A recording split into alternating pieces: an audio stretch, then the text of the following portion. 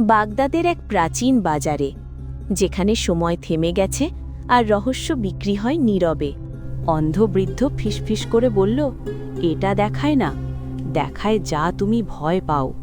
রাতে আহমেদ আয়নায় তাকালো।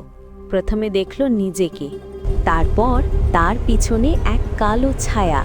চোখ নেই, শুধু মুখে হাসি। প্রতি রাতে ছায়াটা আরও কাছে আসে, যেন আহমেদের ভয় খাচ্ছে। আহমেদ আয়না ভাঙল, কিন্তু টুকরোগুলোতেও সেই হাসি।